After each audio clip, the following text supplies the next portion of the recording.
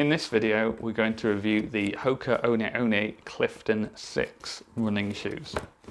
It's a pretty cool box. Slides open, and I'm not gonna lie to you, I've already had these out of the box. This is a reboxing and re-pulling out. And here it is. So Hoka One One, famous for making these massive soles, but they're not as big as you think because it's quite a low drop shoe. So in terms of the difference between the sole here and the sole here, it's actually a lot smaller. These are a 5mm drops in this, which is the Clifton 6. And normally in a running shoe, you would expect a 10mm drop. So if you're running in most of the Brooks and the Nikes, you've got a 10mm drop there. Hoka say it's better to have this nice big chunky sole but have less of a drop, so it's a more natural running feel. Have had these on, and first impressions are interesting. So that you can definitely feel the massive amount of cushioning. It's not too bad, it doesn't feel like running through a bog, but I can definitely feel it's more mushy than in my super thin race shoes that are just a lot harder. And I found if I spend an entire day of these and then take them off and go back to barefoot, it feels a bit weird at first.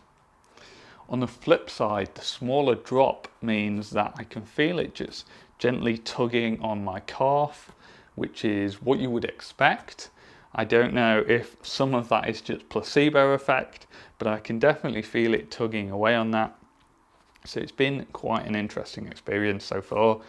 They're definitely designed for running, and you wouldn't play any other sports in them, I don't think, because I've noticed when I need to make a quick cut, so if I spin around on the spot or just suddenly change direction as I'm wearing them around the house, I don't get the same stability as I would with a much smaller sole.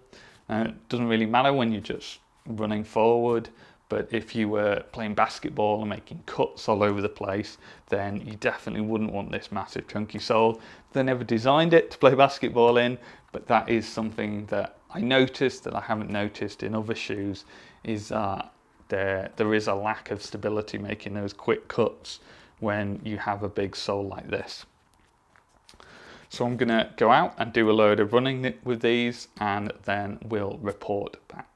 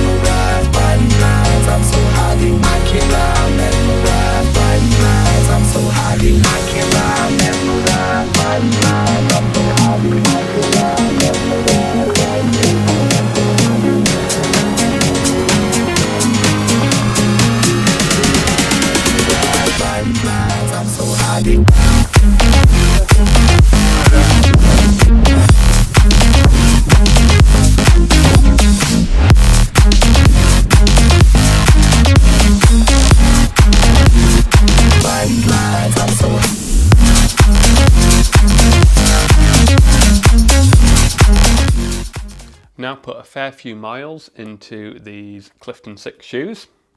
I found at first when I started running, the medial arch was digging in a bit, but the more miles I've done in the shoes, I've noticed that's gone away. So I don't know if that was just part of the process of breaking them in, but that seems to be fine.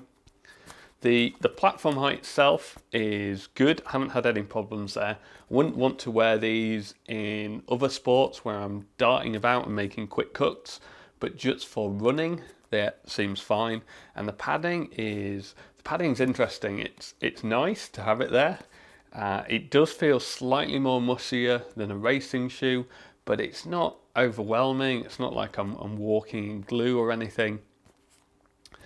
And there's that mid rocker that people talk about a lot, which you feel I don't think is a big deal. So if you haven't heard about it. It's you kind of tip as you go forward and get faster, and somewhere here there's like, it feels like you're rocking a bit.